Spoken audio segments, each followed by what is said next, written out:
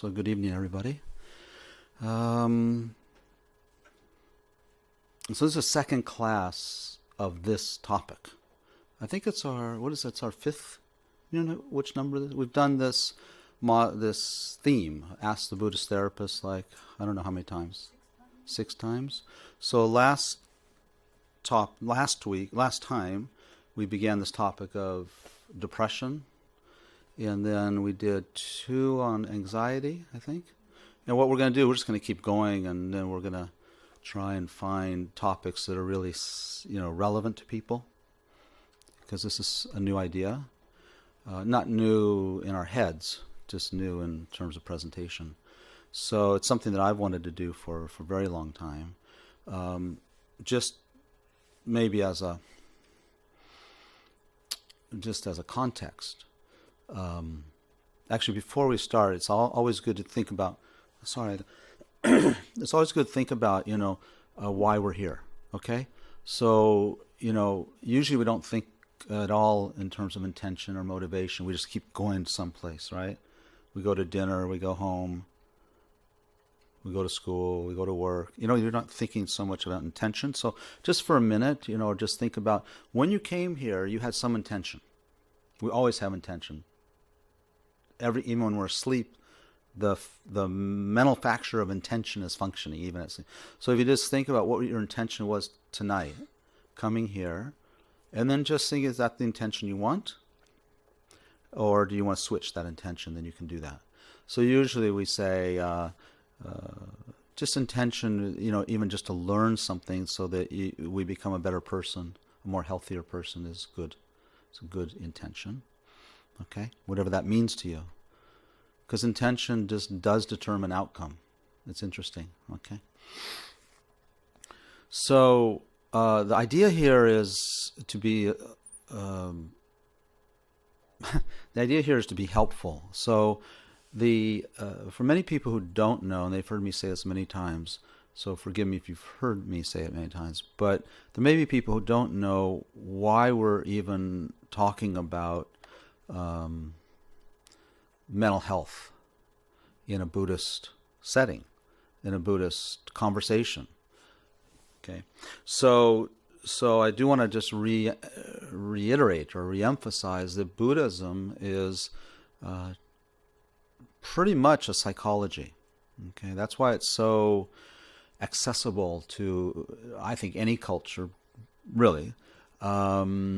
And it's a philosophy, so it's much less a religion. People, of course, make things into religions. They make them into institutions. They have to be institutionalized, codified, and, those kinds of, in order to make them more available, I suppose. But what we're looking at here is we're looking at a system, a path to become happy. So the purpose of any religion or system of thought, whether it's psychology, whether it's whatever, is the idea is that we want to be happier.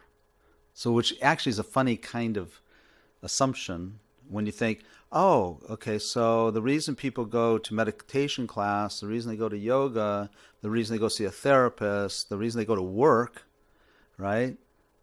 The reason you build a family, the reason you buy a boat, the reason you get a new car, the reason you buy a new jacket, it's really, if you come to fundamentally, it's because you want to be happy.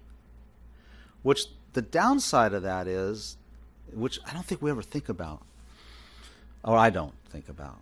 But doesn't that mean that then we're essentially in a state of unhappiness? If we're happy, why do we need to get things better? Seek pleasure. Huh?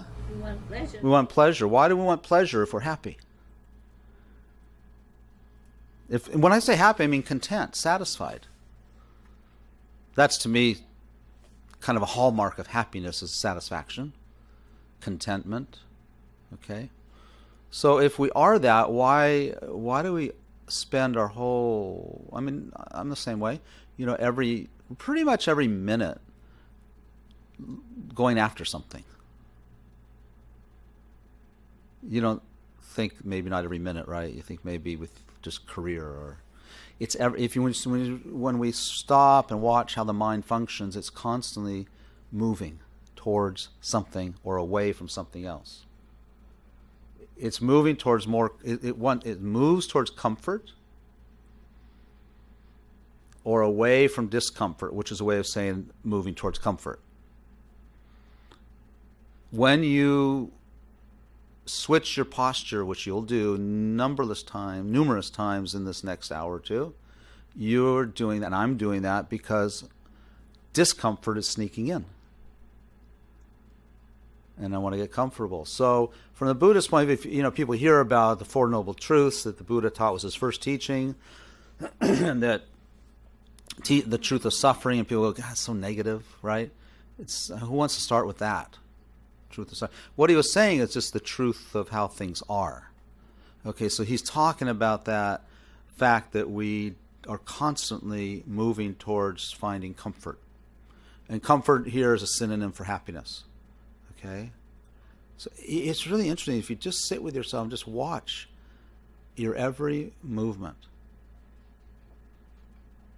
It's your mind, our minds, our beings are set up to avoid discomfort or seek comfort.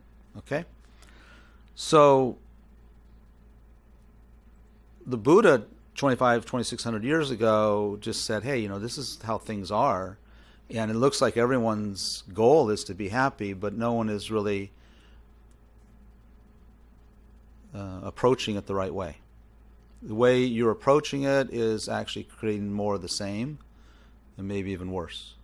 More suffering, or at least maintaining what you got. And since everyone wants to be happy, I think it's time to wake up. And so it's a psychology of awakening. Really interesting. It's really fascinating when you think about that. Awakening. It's awakening to the functioning and how the mind functions, because it's the mind that causes the discomfort. It's not your body. And the body's related, of course. But the body can never, ever be relied upon, because it gets older, it gets sick, it gets uncomfortable. But the mind can change. We can't make the body younger, but we can make the mind younger. The mind is more malleable. Okay. So that's why. So the good news is when we look at Buddhism. So people who are interested in Buddhism, you don't have to be so afraid. You might find, and I'm not saying the people in this room, but it may be people who are listening or whatever, that still unsure that it might be a religion. And of course, it is presented by many authors and presenters as a religious, or a very maybe not religious, but a very culturally narrower presentation. And it's not really, it doesn't have to be that way. Okay? It's that way because we in the West, or in the modern world, have not been, we haven't developed Buddhist thought. We're doing it now. And one of the ways it'll probably take root is in psychology, because it is a psychology. But when it moved to Sri Lanka, it went all over the world, Buddhism, from this little areas of India, many hundreds and hundreds, over the last 2,500 years, it morphed into these different cultures in terms of what their values were and what their cultural norms were. And now those are all, none of those, when it transmigrated to those countries, none of them were modern societies. This is the first, now we're dealing with it, right, transitioning into a modern culture. I don't think that's any different than what it had to happen before in terms of transitioning to a traditional culture, because when Buddhism, the Indian culture at that time, and then moving to a Chinese culture, I think we're probably as different as our modern culture is to them. I don't know. I don't think it's that different. I might be wrong, but I don't think so. It's the same challenges. Okay. So, depression.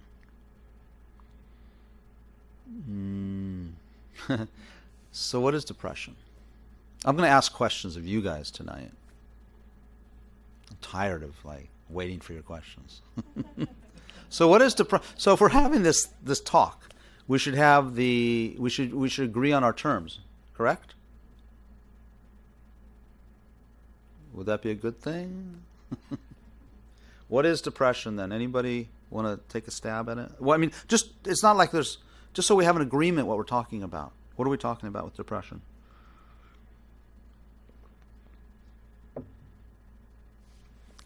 It's like everyone's afraid of giving the wrong answer. Is that what it is? Is it? Or you don't know what depression is?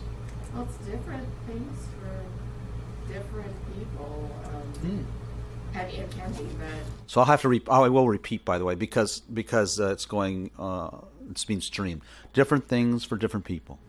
yes, and it can be deep pain and suffering to the point that you can't function. Deep pain or suffering to the point where you can't function. Okay, so you don't mind if I ask you questions about that? So what's the difference? So if you're, let's say you're in a car accident and you're in deep pain and suffering, you can hardly function. Is that depression?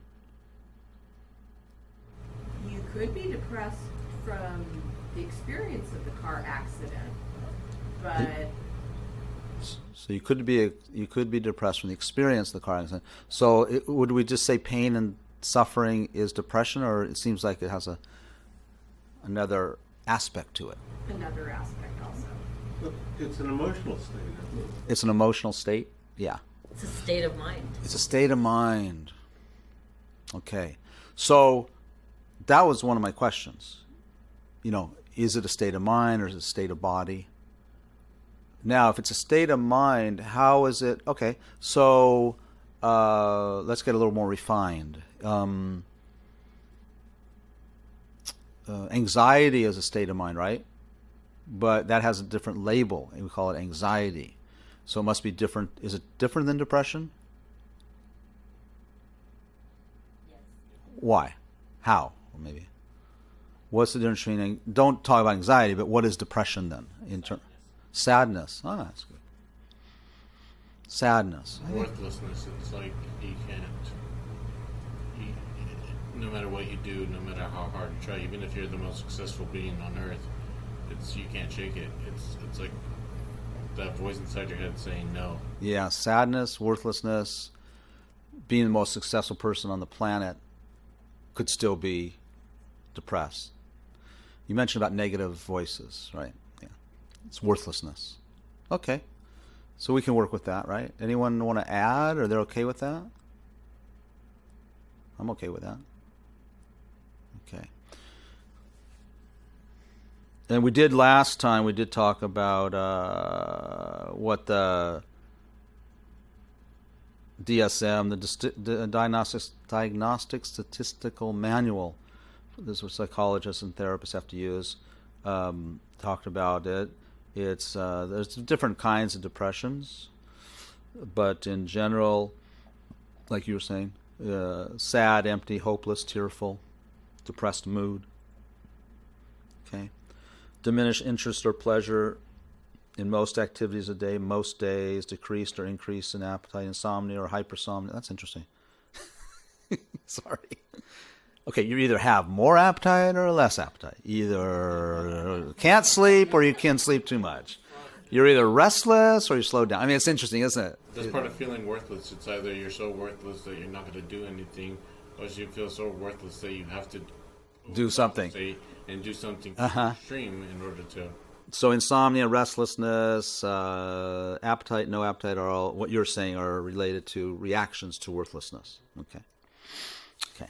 And then it goes, diminished ability to think or concentrate, indecisiveness. That sounds like me, actually. Recurrent thoughts of death. That's me sometimes. When I have to teach the death and dying module, I think about it all the time here. You were at the class, right? We did? Yeah.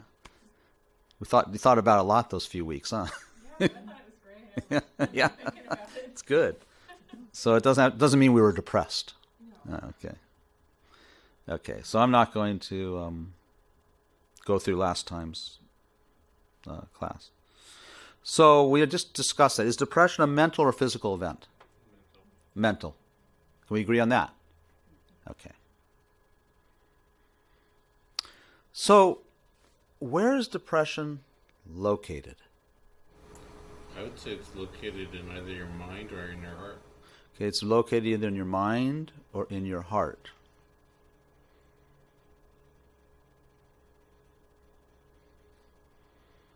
Which one? I would go heart more than. What is the heart? You mean the physical heart? Boom, boom, boom. Like your soul. Like, Okay. I would add the brain. In the brain. So we got brain, heart / soul, and mind. We got 3 words, right? Okay. I like all of those, actually. So which one should we think about? What do you mean by soul? Because we got to define our terms. soul for me is more just like, what makes your personality, what makes you you. It's just like your individuality, your essence, your being. Like Your essence, your being, your individual. I'm just repeating because next time we have to have a microphone for the audience. Okay. Are there people online? Stream. Okay. So, okay. Your essence. Yeah, meaning like that's what's part of feeling worthless. Like essence is like feeling like something, like you're contributing or that you're even here. Like, and if you feel worthless, you don't feel it. You just, It's like purposeless. Purpose. yeah. Yeah. So let's just. So is the soul something that is made up of atoms, or is it something that's formless? It's formless. Formless. Okay. So let's have an agreement, you and I, right now. Let's say that the soul is is part of the mind. Okay. Just so we can talk about what it is later. But so we're gonna, because in Buddhist psychology, the human being is broken down into body and mind, and there's nothing else. Everything about the human being will fall into one of those two. Okay. So that's not to dismiss the soul part. So you can hang on to the soul idea. People, if they're comfortable with that, they can, what we'll call it is the mind, okay, or part of the mind, okay? Now let's go to the brain. You said brain, right? Is the brain physical or non-physical? Is it form or formless? It's a form. Form, right? So that would mean that depression is form. It's like atomic. Okay? Do you think it is? Can we find, just like we can observe the atoms, you can observe the synapses. Those are observable because they're physical. Can you observe depression? Yes? What does it look like? That's okay. Doctor, when a person depressed, When a person's depressed? yeah, they can go in and run a test and the hormone. Right. Hormone can be They can run a test. The hormones are doing this. look at the communication between So the nervous system. the communication, nervous system. What are they seeing? Are they seeing depression? Or are they seeing chemicals? And they're seeing It's chemical and function that not normal right. in a person that depressed. So a person depressed, the chemicals are operating differently, aren't they? Yeah, and the hormones are. But you're seeing hormones, and you're seeing chemicals. Is that depression? They say that it's causes. Causes. But so it's not depression. Depression cause that, or that could cause depression. That could cause, but now we're talking about two different things. We're talking about a cause and we're talking about a result. Cause being cause being hormones and chemicals, and result being depression, right? But can you see the depression? I get the causes.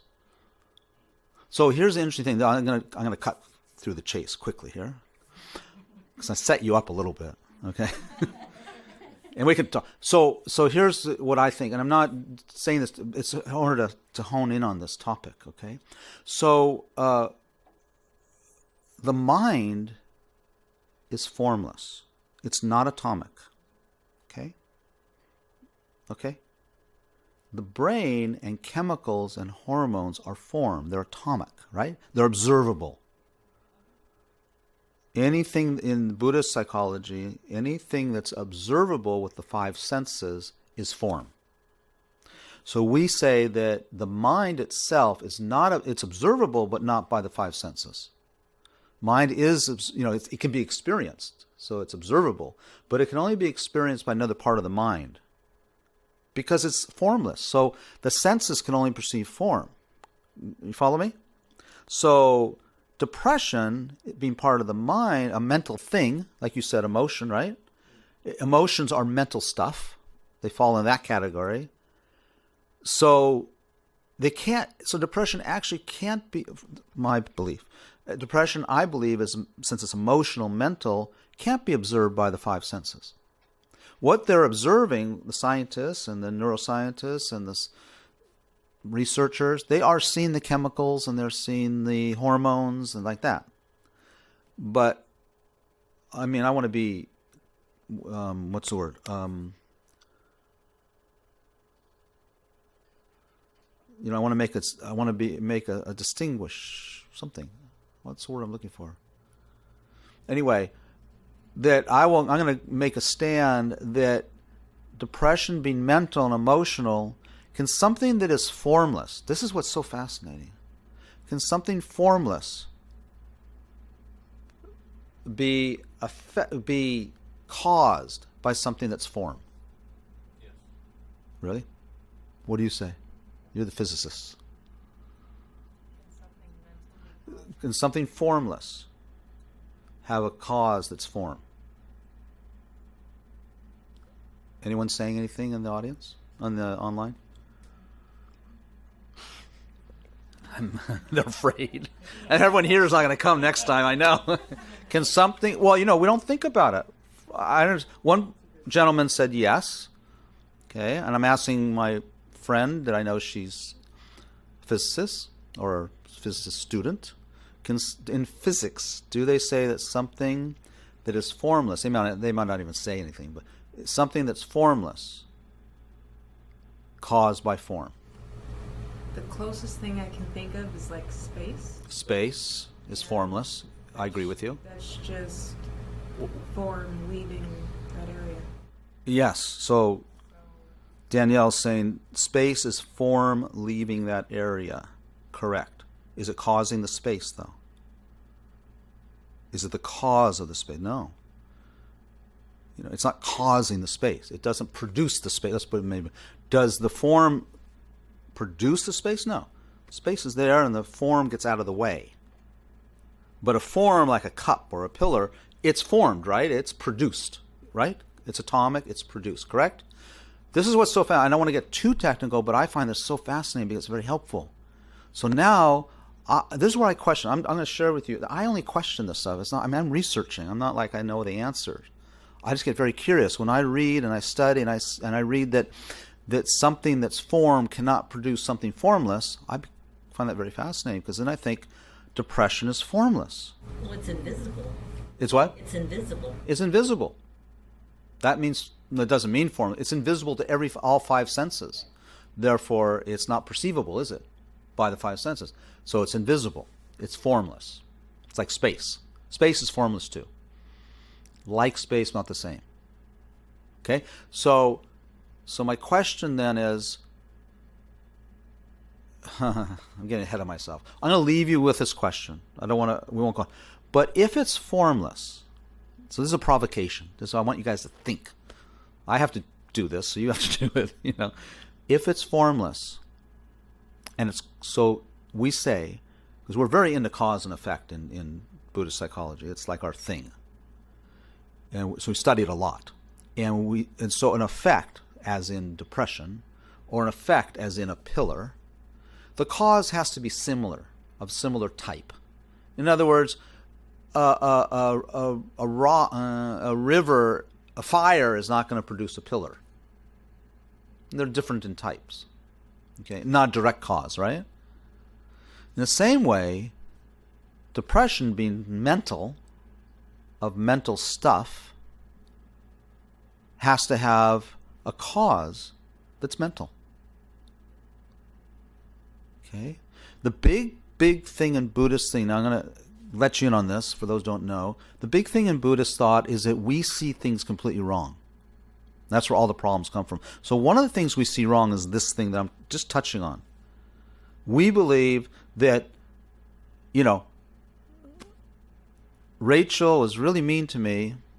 She spoke really rudely to me, and now I'm depressed. It's like my wife says, who works in, she works in schools, and she says she finds it so fascinating she can't almost laughs when the kids come in there and say,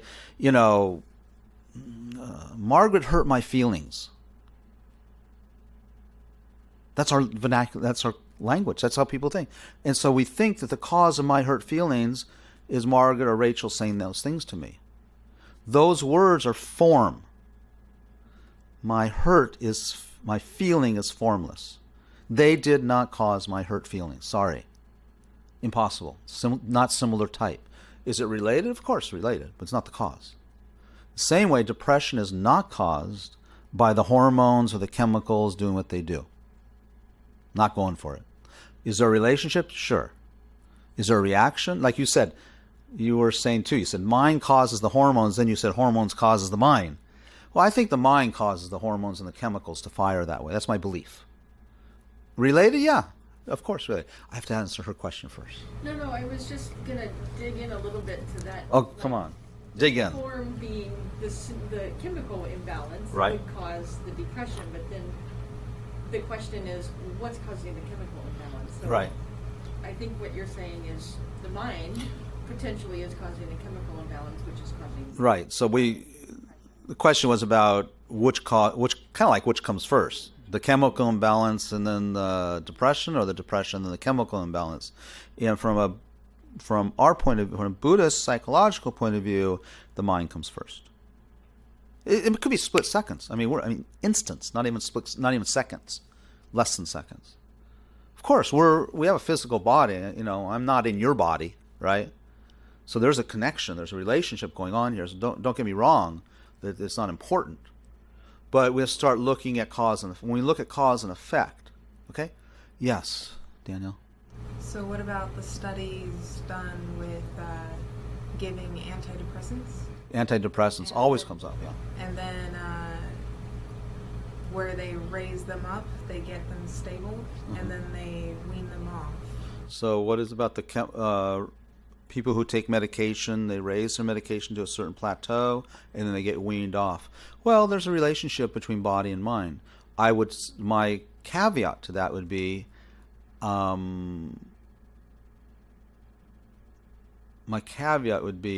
don't believe it was the cure for the depression. It's a little bit like when you're really stressed out and then you just take a vacation or something and then you feel better, because you changed environments and the chemicals started firing differently in your mind. But it all starts with the mind, because the mind has to perceive. In other words, there's some people who they do that with medication, right? And they don't get better.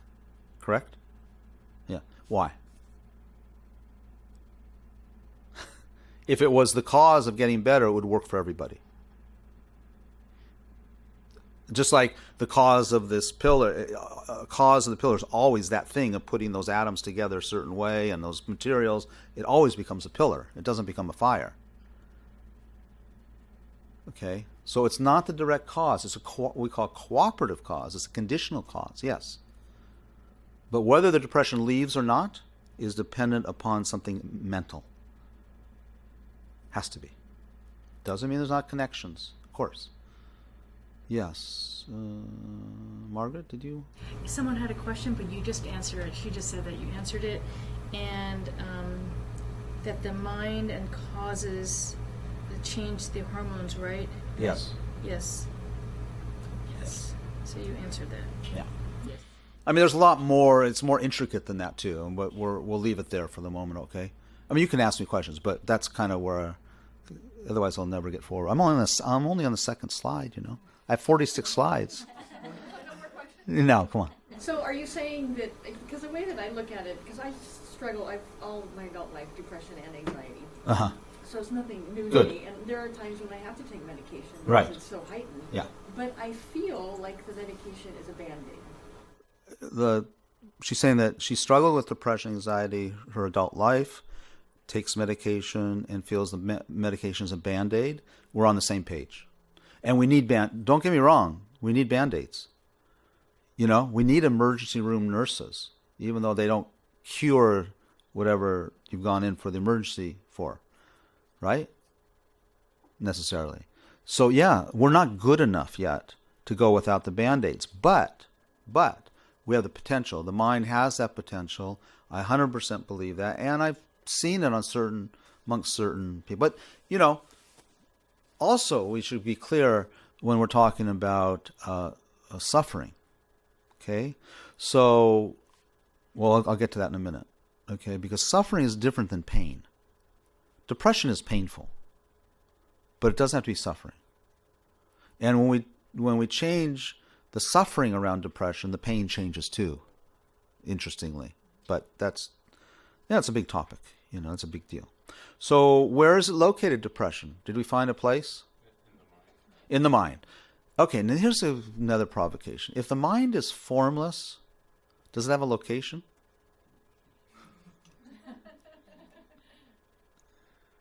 We don't think about these things, do we? No location. No. Does space have a location? No. It's contained. We could say, well, the location's in my body. Okay. Somehow it's but where in your body? If it's formless. You said in your heart. You know, we were talking before. Oh, you said heart. You meant the metaphorical heart. You weren't talking about the physical. But people will say, oh, in the chest. Okay, what part of the chest? And if it's physically in the chest, you should be able to extract it, right? Do surgery and cut it out. So remember these things. This is kind of weird. Depression is an emotional experience. Emotions are formless. So where is depression located? Okay. I already said this. So a human being, just so we're on the same page, so a human being, this applies to most living beings. This, you know, what we say is body and mind, okay? Body and mind. In the mind, we break down. There's many ways to break down the mind, you know, to talk about the mind this way and that way. Well, if it's formless, does it really have these designations? It has these functions. So sometimes we talk about the mind in terms of these four functions. Okay, feeling. That means feeling, sensation feeling. Not like, I feel like an ice cream cone or something. It's not that. Well, that's a feeling, but recognition. So the mind feels sensations. It recognizes them. Recognizes things, not just feelings. Compounded phenomena are all those things like jealousy, anger, memory, fear, anxiety, happiness, compassion, empathy. All those things are what this is a technical term, is compounded phenomena. All that mental stuff. And then the last one is consciousness. Consciousness is often a synonym for mind in Buddhist psychology. Here consciousness means you have 6 consciousnesses. And that's just in terms of function. It's not like, okay, since it's formless, we can't say, okay, the eye consciousness is right behind the eye and the ear consciousness right behind the ear. It's not like that. Okay, but there's a consciousness that only records sounds, it recognizes sounds. There's a consciousness of function of the mind that only registers or recognizes sights, smells, tastes, tactile sensations. Did I forget one? Smells, did I say? Smell, taste, sight, sounds, tactiles. That's 5.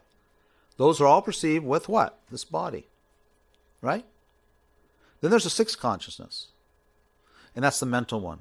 And the best way to understand what that means is when you're sleeping at night and dreaming, that's the mental consciousness. Okay? None of the other consciousnesses are obviously not functioning right there. Okay? So that's the mind. Depression's there somewhere, even though it's formless. It's fascinating, isn't it? So what gives depression such great status?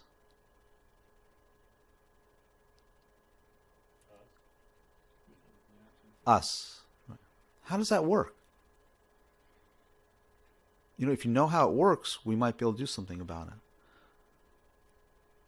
You know, psychologists don't know how it works either, and neither do psychiatrists. They just know that somehow, you know, if we affect something physical that's related with when people are depressed, the depression seems to subside. So that's good. Unfortunately, it doesn't always work. If we find the real cause of depression and you focus on that, the depression will go away. For real. Okay? So that's the difference in Buddhist psychology and sort of maybe modern psychology in one way. The way it sees how problems go away. Okay?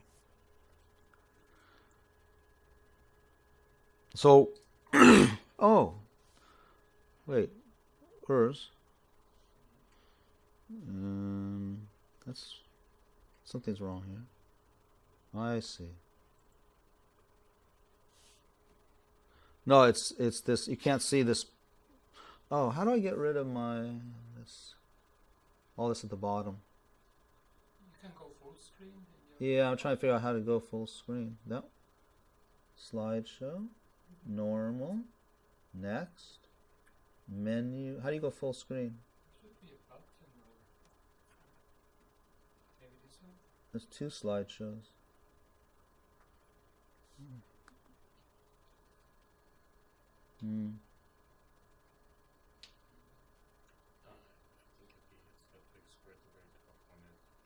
What's that? Next to the X. Next to the X, the big at the Oh, right. yeah. Let's see if that works. It didn't work. I made it a little bit. I want to show you this picture. That's no good.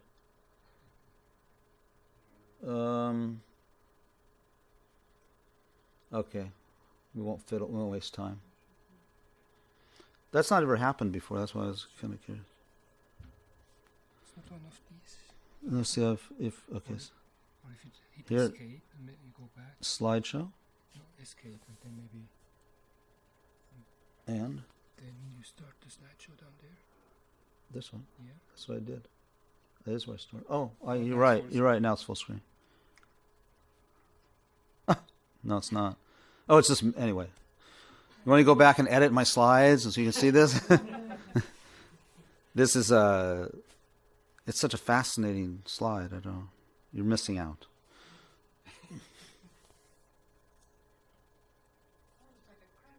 Yeah.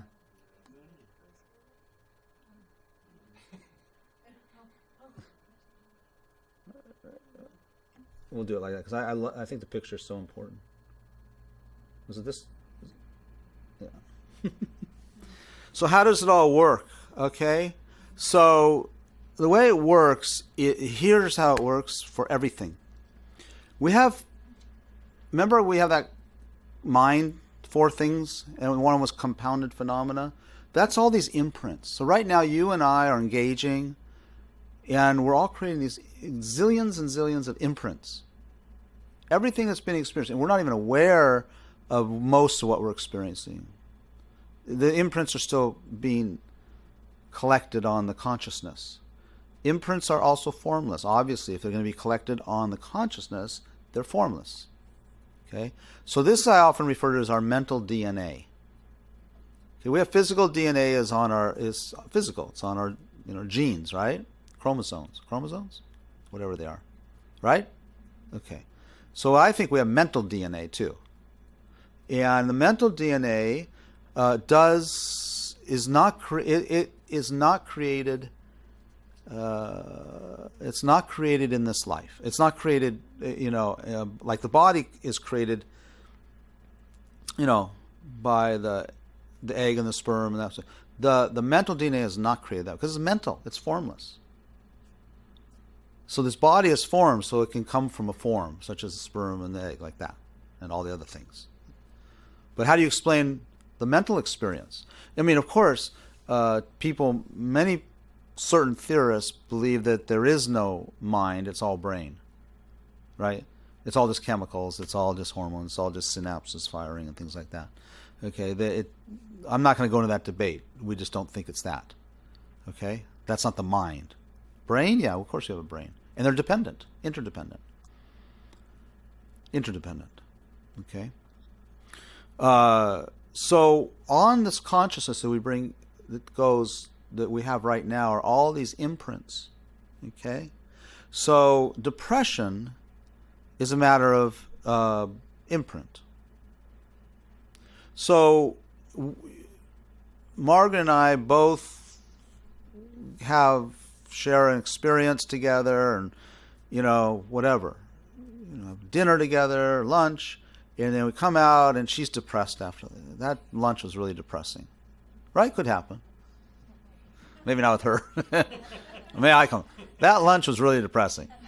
What if it was a lunch? So we say that, right? Like the lunch was depressing, correct? This is how we go through life. And we believe the lunch was depressing, correct? That's the wrong view. That's that second thing, ignorance. Okay?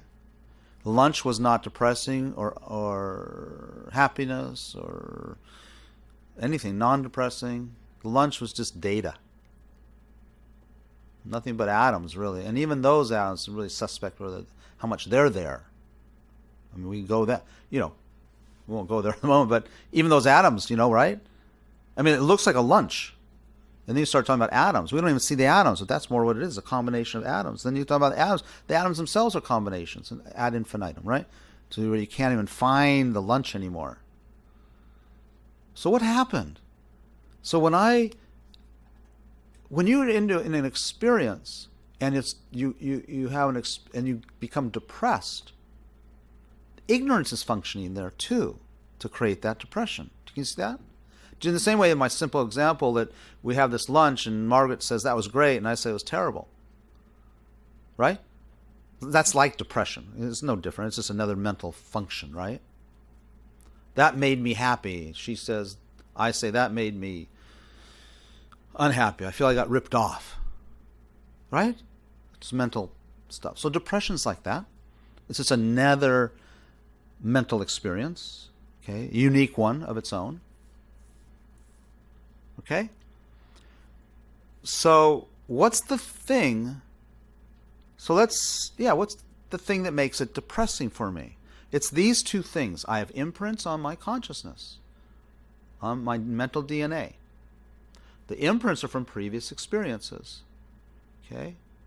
Whenever I ate that kind of food, my mother forced me to eat it. I didn't want to, so I was crying, and I was traumatic. And that's why when I eat liver, I get depressed. Believe me, I don't know where some of this stuff comes from, honestly. I just don't know. Anyone ever eat liver? It's nasty, yeah. We used to have to pour all this ketchup on it. Was that a thing in my era that mothers felt they had to feed their kids liver? It was, wasn't it? Like once a month or something? Liver and onions. Liver and onions. It wasn't just my generation, huh? No. Okay.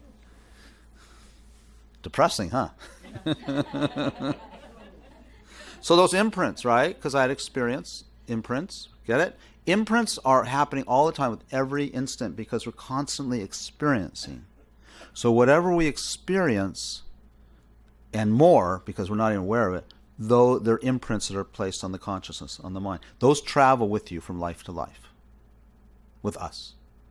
If you don't want to think life to life, then they travel with you from birth until death. So if you had some interesting experience in the womb, and you had all this mental experience, you have those imprints. Okay? And then the affliction of ignorance is, I think the problem was with the lunch, when it's not.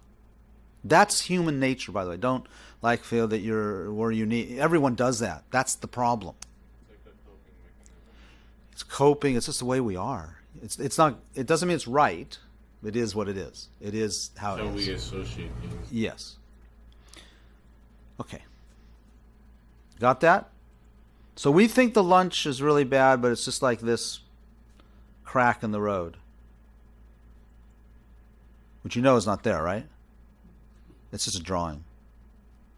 They use the sidewalk chalk stuff. Everyone knew that, right? Well, you're not supposed to know it. You're supposed to find out.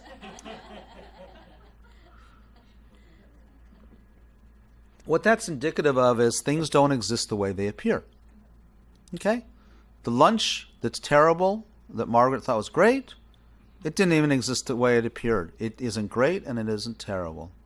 But we both see our interpretation. Based upon what?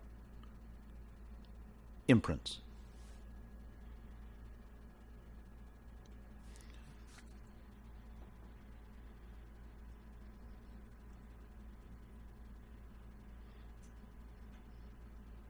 So so this ignorance, I don't see the lunch correctly. Margaret doesn't see the lunch correctly. That's called ignorance, okay? Because we're seeing something that's not there. We don't know what's there, okay? So ignorance means not knowing. We don't know. We don't see. Isn't that interesting? I often quote Lama Yeshe, who's my root teacher. He used to say, "You don't even know how to make a cup of tea." You think of it in this way, I didn't. It's amazing. There's once one of the young monks was sweeping these, because we don't kill, sweeping some ants gently, sweeping some ants from the pathway, at the monastery. And Lama said, "No, not like that." And he took the broom and he brushed them exactly the same way. He said, "Do like this."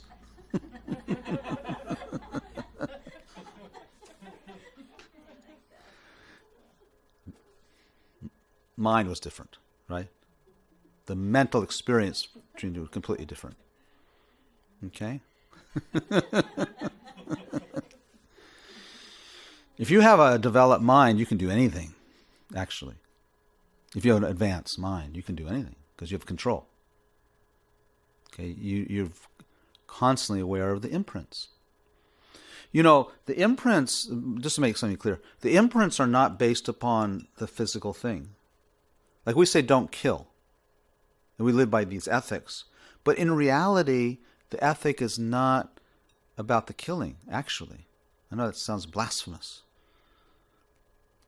The ethic is really about the mind that kills.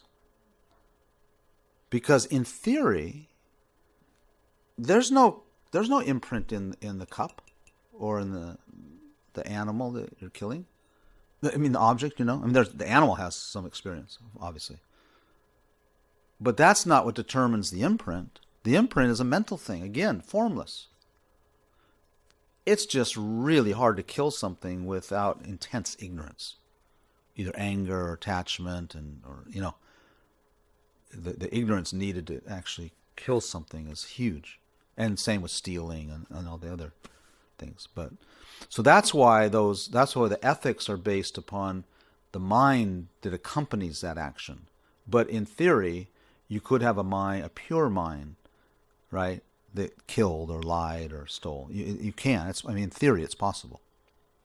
And there are stories of great saints that did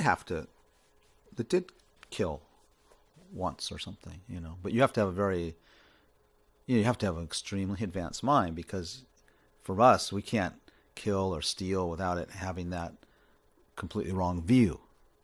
Okay? The ignorance. So because of our ignorance or our not knowing, we cling to what is unclingable. And I'll explain what that means in a second. So we cling to friends and family. Right? We cling to aspirations and goals, like our career. We cling to possessions and things, our cars, our houses. Sonoma fire burns our possessions and things. And events. We cling to events. That's a big one. Events. Like, whatever. Events. Why I'm bringing this up is think about depression. Whatever we mean. Sadness. And then think about, is there a connection with sadness and clinging to these things? Just for example. What do we get depressed about? What are some things we get depressed about? Being alone. What else? Losing something.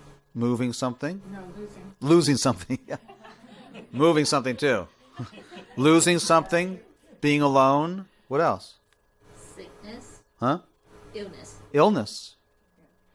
Okay, remember these things, because we're going to, remember these things. Okay, and other things too, right? Right there, illness, Friends and family would be being alone. Losing something as possessions and things, or it could be a person, right? Illness, probably related with aspirations and goals, because it might, or an event. But this will get more clear right now.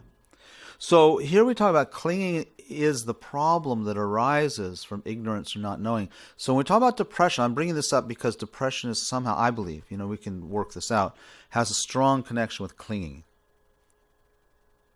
Okay? And so, but remember, we will tend to say, oh, well, the clinging is the problem. If I didn't cling to my friends and family, I wouldn't feel bad about being alone. We could say that, of course. But it's not enough. It doesn't help that much. It's like, yeah, but okay, so I'll not cling. Well, no, it doesn't work like that, right? People already know that. In a way, they kind of know it, right? You lost your job, and people say, well, let go. Yeah, I know, let go. But so what is really the problem is the ignorance. Okay, the way we see our friends and family, the way we see our job, the way we see illness or our body. Okay, then clinging happens. So you can approach it from the clinging angle, but only really once you get kind of good at this ignorance thing. Then you have a lot of options where you want to attack the problem. Okay? So, interestingly, this is not, I didn't make this up, this is straight out of our Buddhist texts, that in the nature of the world that we live in, we're constantly getting what we don't want. Okay? That's the nature of the world. Think about it. Any problem. It's either getting what you don't want, separated from what we want or what we like. Okay? We constantly lose what we enjoy and value. And we're also surprised by that. We're surprised when one of our loved ones die. It's like, that's ignorance. It's not the clinging to the loved one as the main problem. Of course, that causes it. It's this stupidity that we block against that everyone we know. Everyone in this room, I see you, look at you, you're all going to die in front of me. Or I'm going to die before you and have to let all of you go. Either way, you all will leave my reality. So why are we so surprised? I mean, it's like amazing. That's stupidity. That's ignorance. Okay, it's not to be macabre. It's just reality. It's like, no, we're not meaning to be depressing. We're meaning to be in reality. Reality is everyone is going to die. All of you are going to die before me or after me. And if it's after me, then I'm going to die and have to let you go. You die to me. So why am I so surprised? Why do I get depressed? Which, of course, losing a loved one is one of the pretty major one of cause of depression, isn't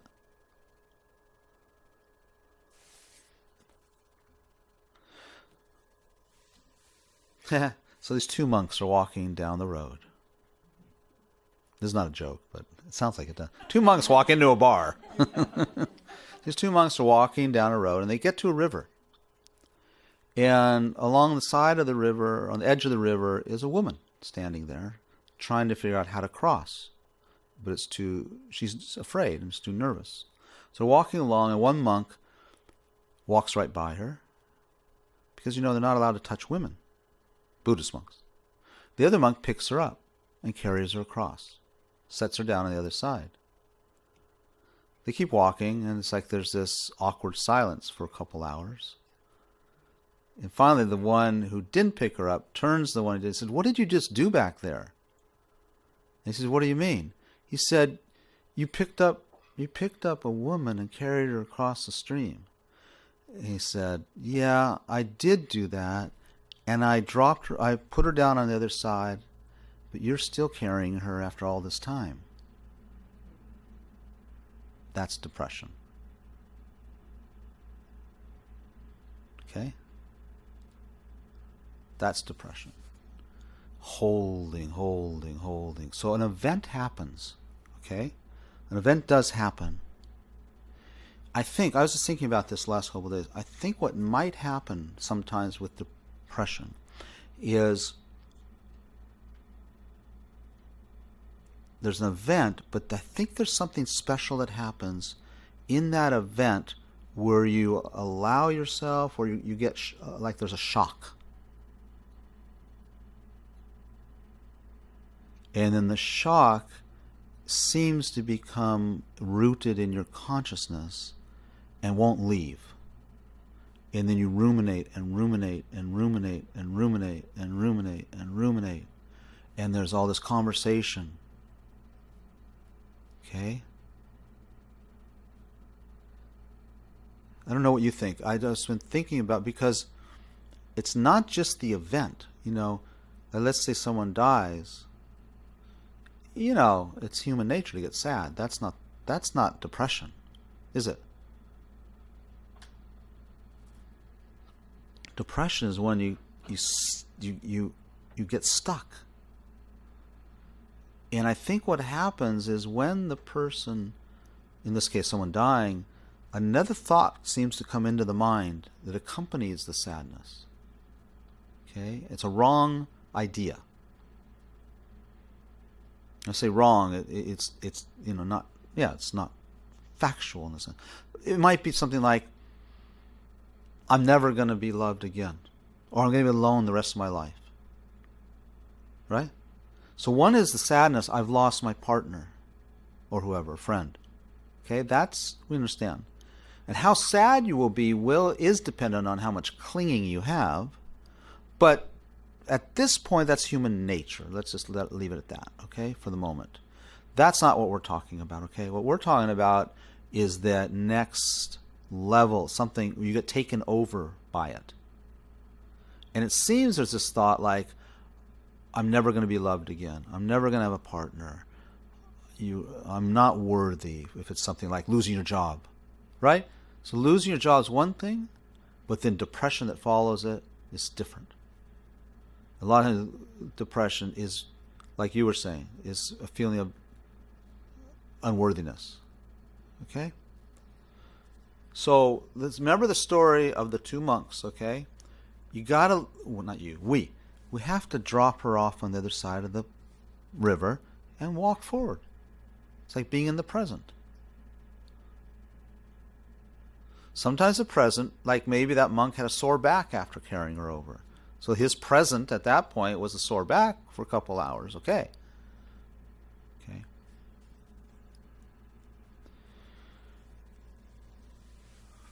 If you were going to get depressed, can someone help me understand how that happens? What has to happen for you to be taken over by depression?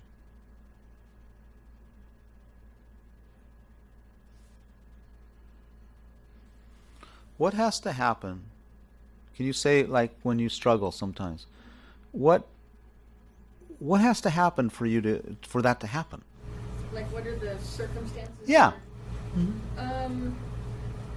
Like, what are the circumstances? I think one thing for me is around my work and feeling like my work is not, like being on a Buddhist path, I feel like my work is so conventional, just a means to an end, just pay the rent. Okay, so she's mentioning that in her work, she sometimes could get depressed about the fact that it doesn't seem meaningful, particularly as a Buddhist, which you have a different sense of meaning, right? Okay. So you have to have part of the what this slide is next one is that I believe that the way that, well, not believe, it is that actually depression looks like something there, right? But it's actually something that's constructed, isn't it? It has a scaffolding to it. But it doesn't look that way, right? When you're in it, it's just like this black cloud, fog. And it looks like it's really something there on its own, right? But it's not. It's constructed. It's made up of things. And one of the things is, so what I'm hearing, and you can correct me, is that somehow this thought enters your mind. Maybe you're at work, and it seems maybe mundane. You're not really doing anything that special, and the thought pops into your mind that this is really meaningless. So depression is dependent on your thought, isn't it? So that's one part of the construction. What else is it constructed on? It's a belief as well. A belief. Which is the belief? I think I'd have to think about it a little more, but I think the belief is one, that there's no meaning in my job. Belief. Yeah, no meaning in the job. That's one belief. Maybe my perspective is skewed, right? Like I have a very narrow idea of what is meaning. Yes, so part of the construction is a narrow perspective on the belief of what is meaningful. Then there's now something else that goes on too. There's the actual, which you're not catching, but there's a perception that happens like that. I don't know if it's because the phone is ringing a lot or what it is, but it gets past you so quickly. But it's because this depression is also dependent upon an initial perception. Something's happening in your field of vision or your mind, and then it's going on anyway. It happened a minute ago. It was not that different, but all of a sudden now it's become depression. You must miss a perception that pops in, a thought. Why does that thought happen right then? Then you're ruminating, right? Then you start thinking, this is so meaningless, maybe I should quit. You start Googling other jobs, right? But why depression then? By the way, what happens next? What's the support of it? As we were talking earlier, when you were earlier in the conversation, I was trying to think, what is it about depression? Like, what makes it so impactful? Yeah, that's what I want to know. I think what makes depression so impactful? I think it has something to do with our innate need as human beings to feel like we have some purpose or there's some meaning to our... So there's innate need to feel purposeful, right? So dogs don't get depressed, do they? Mm-mm. And people who don't have a sense of purpose don't get depressed about that either, do they? No. And let me ask you something. So another construction, I'm just thinking this out loud. So another construction of this depression is our cultural value around being purposeful. Because do people in other cultures, traditional cultures, get depressed about this? No, because they got to go out and do their thing and farm or whatever. Maybe if someone told them about you can be much more purposeful in the United States, they might get depressed. It's conceivable, but it hasn't entered their mind, right? That concept, maybe.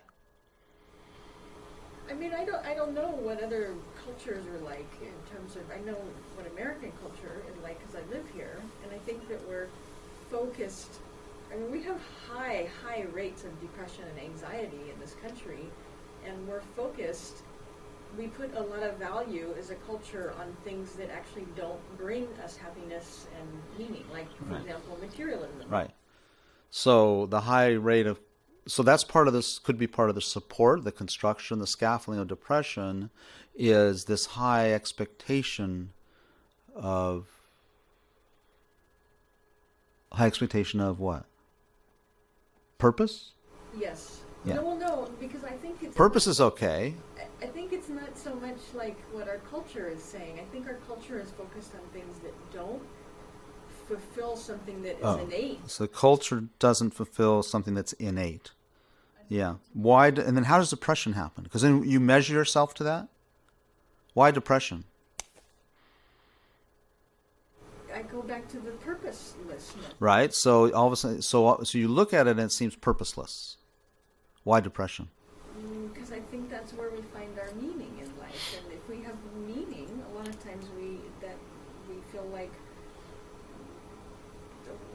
Right. Depression isn't usually part of that. I think a lot of times if we are on a path where we're feeling, I have meaning in my life, I know why I get up in the morning, So it's when the meaninglessness gets overwhelmed or gets strong. But I'm gonna leave there. I want you to think about why depression, though.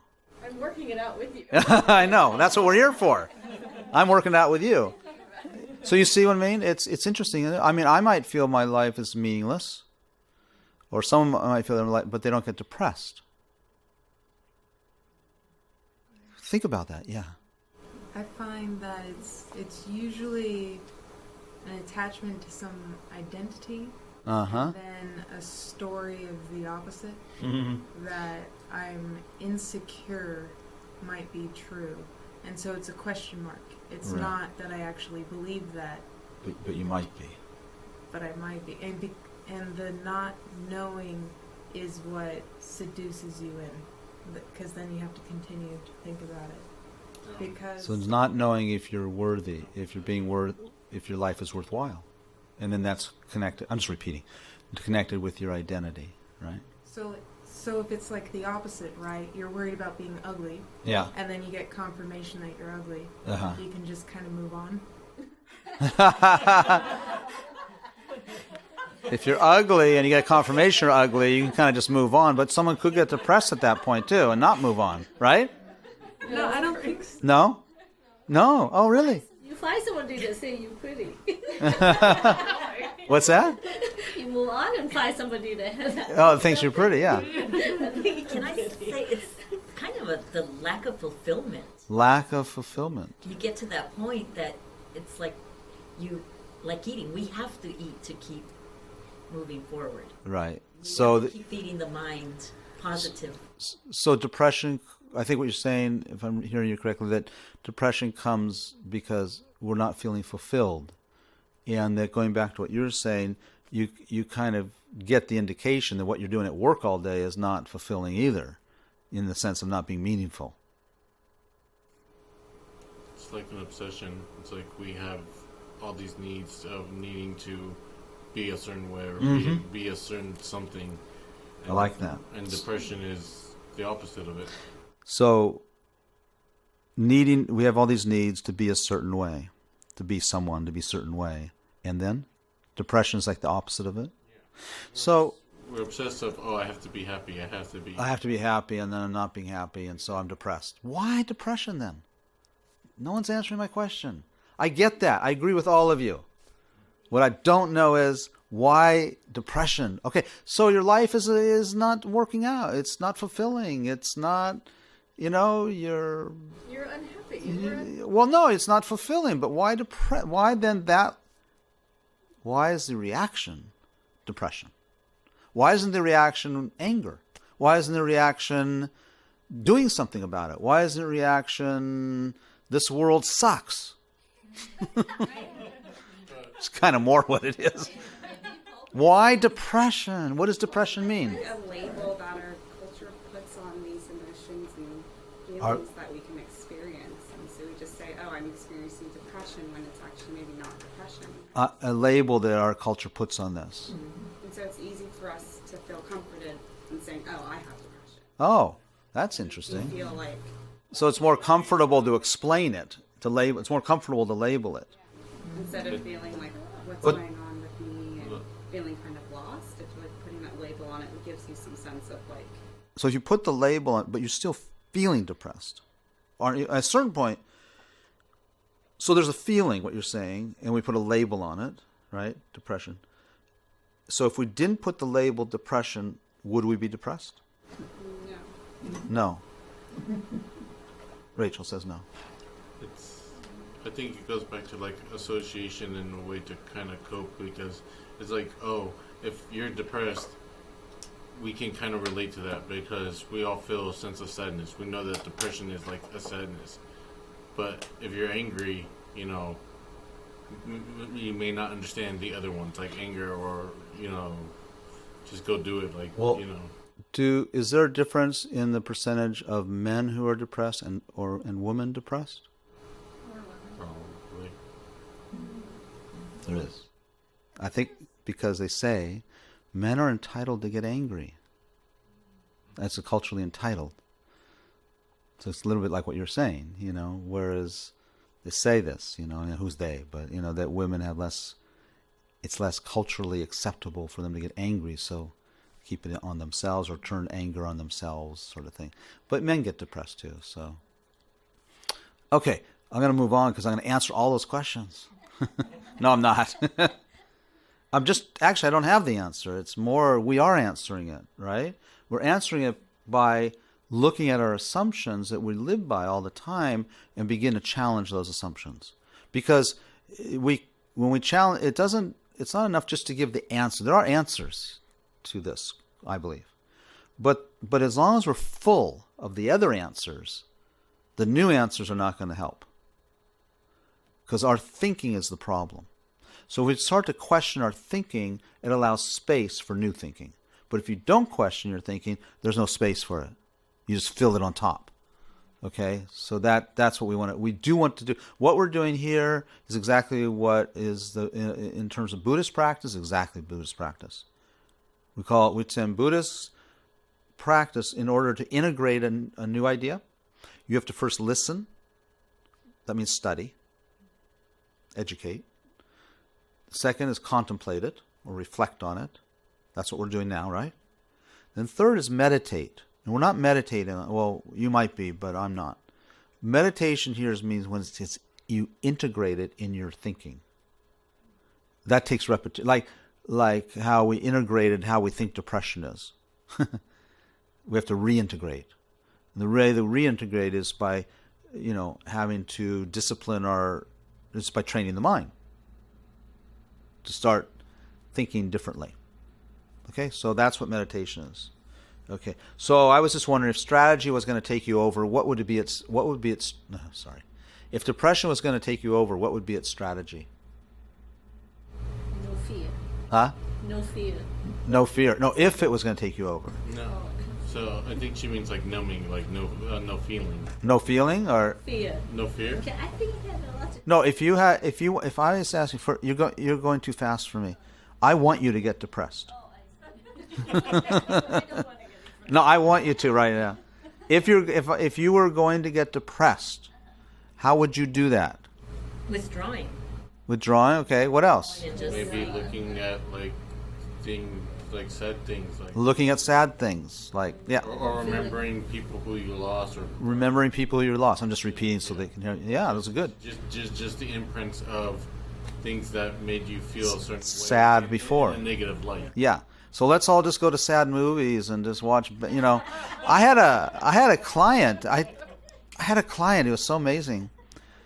Who, I think he did it once a year. He told me, once a year. His family.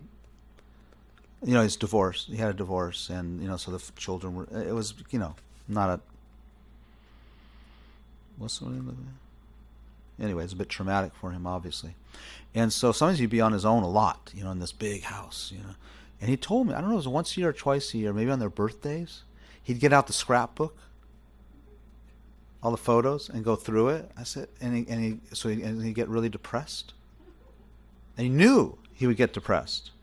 And I said, well, why would you do that? Oh, I don't know. When I feel melancholy, it just, I don't know. He didn't say it makes me feel good, but it was almost like he had to do that. And I'd say, that's crazy. Why would you do that? But he'd do it purposely to kind of get depressed. Maybe he felt, I don't know, less guilty or something if he was suffering from it. When we reminisce about some things, it's good with the bad. So even if we feel sad, in order to feel better, we go back to the past to where it's that time before that was a bad thing. That's why people have scrapbooks. But that's crazy. Because we're not clear on our purpose, really. People do that because they want to be happy. Again, going back to what I said in the beginning, but that doesn't produce happiness.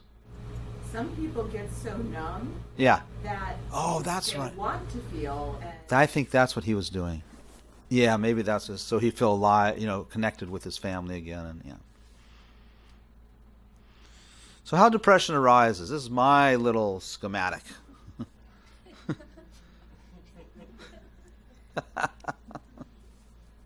So how it happens, and when I say it's not really, I get it from from Buddhist psychology. So what happens with us is that, remember those 5 senses? There's a perception.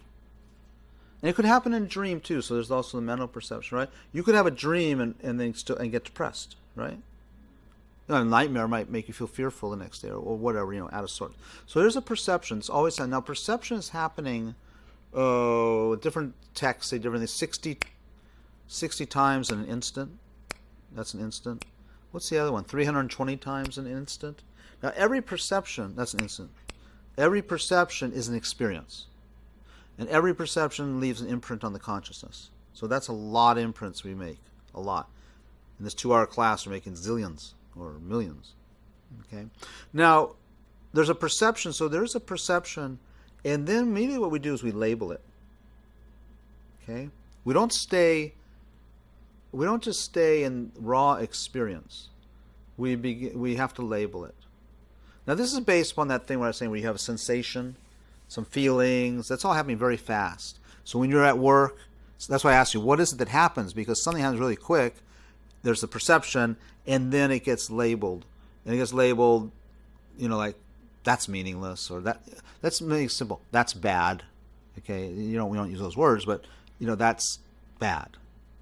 And then, but then what happens is this is really the bad one, is there's a belief in that label. Okay? Yeah, it's really bad to be sitting here at work with a meaningless job. Okay? Or it's really bad that there's a perception of maybe you lost a loved one or a close friend, right? And then there's a label. And we label it, not always, but with depression, for example, we always label it, but you label it, as something bad. Something bad. When it's actually, what is it really? Is it bad? Is it good? No. It is what it is. It's just experience. It's kind of like validating that it has to be either good or bad, like black and white. Right. And did you know, okay, since we're in the World Series right now, I can tell you a baseball analogy. Who groaned? Was that Margaret? Who groaned? Did you groan? I'm a baseball fan, I have to say. I won't go any further than that. But so there's 3 umpires. Some of you know this story. 3 umpires sitting at a bar after a game. And they're talking amongst each other. And the first one says, well, there's balls and there's strikes, and I call them as they are. Okay? The second one says, no. There's balls and there's strikes, and I call them as I see them. Right? Third one says, you're both wrong. There's balls and there's strikes, and they're nothing until I call them. Okay? So it's what? There's experience, but we always label. I mean, this is the human mind. Okay? Don't think it's something like you're bad. You can't help it. We can't help it. We label it. When we get better, when we train our minds, because why we meditate is meditation is not, forget meditation. We're talking about mind training. Because you can meditate and it doesn't train your mind. So this is what's happening in our culture. I mean, meditation is becoming like what I said, the today's yoga. It's like yoga. Okay, it's not. So meditation, if it has to do with training the mind, then I accept that as meditation. Well, useful meditation. Okay, so there's useful meditation, there's not useful meditation. Most meditation people are doing is not that useful, in my opinion. But it's hard to judge, but it looks like that. I mean, maybe useful in the sense it calms people down, and so that's good. People should be more calm. But really what we're talking about is training the mind to develop this heightened sense of awareness. And which we can do. All of us can do this. When our aware, and by the way, there's no end to that awareness. It gets so heightened that you can be aware of things you didn't know even existed. It's like clairvoyance. For a heightened awareness is no big deal. The information's there already. Our awareness is not very good, so we can't see it. Okay, it's a little bit like taking a computer, into some primitive culture. And you tell them, the weather tomorrow is going to be rainy. Oh, wow, he's clairvoyant. Right? That's what it looked like. But you just have access to the information, right? So same thing with heightened awareness, is access to what's here around us. If it exists, you can perceive it. By the way, future doesn't exist, so you can't perceive it. So how are people clairvoyant? Does the future exist? No. So how do people tell you the future? if it doesn't exist? You can't perceive something that doesn't exist, by the way. Don't answer the question. Just think about it. Just think about it. Yeah, thank you. Finally, I had a good question, huh? So labeled. So the moment you go into that experience, you've labeled it without knowing. Then there's a belief in the label. Yeah. It's like I often quote the thing when people say, your car gets dented and no one leaves a note. And you say, God, I'm really upset about it. Yeah, you have a right to be angry. You should be angry, right? People say that. That's a belief in the label. You have a right to be angry? I mean, what good is what good is that? But some people say, why people do say they'll say that to you. Oh yeah, I'd be upset if I were you. Yeah, something. So the same thing when you're feeling depressed, or sad, people will reinforce that label and that belief in that label. So you have to be careful. It may not be helpful. It's like taking charge of your own therapy here. Okay?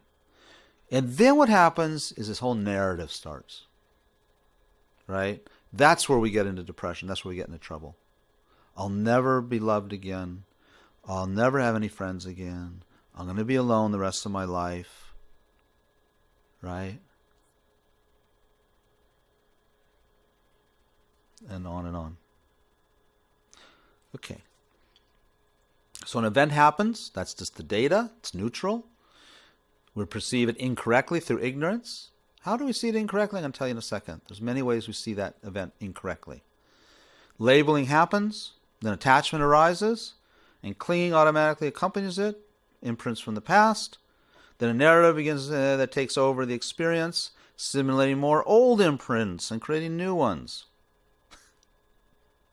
It's a vicious cycle. That's why they call, if you're familiar with Buddhist theory, they call it this circle of samsara, right? Cycle of samsara. This is a circle. Can you see that last point? Makes more imprints.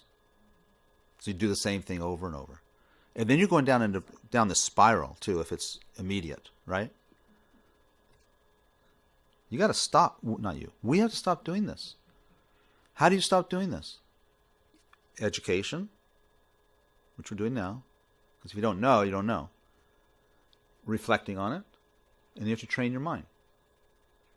Okay? Because the mind is trained to do this other thing. It's retraining it. That's all meditation is. That's all that spiritual practice is. It's all that Buddhism is. Honestly. You think about Buddhism, it's a big, huge thing. All it is about retraining the mind. And since we're all different, we need different techniques. There's not one thing that we can all do. Okay, so it's not that complicated when we just think about, what do I need to do? But if we think about what everyone needs to do, it gets complicated because everyone's different.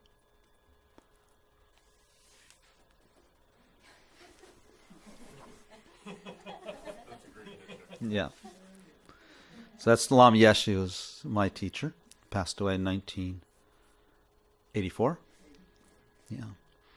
So one year, I had the great fortune of, I lived in the monastery there. I was not a monk, with my wife, actually, that lived there, and worked there for about 12 years.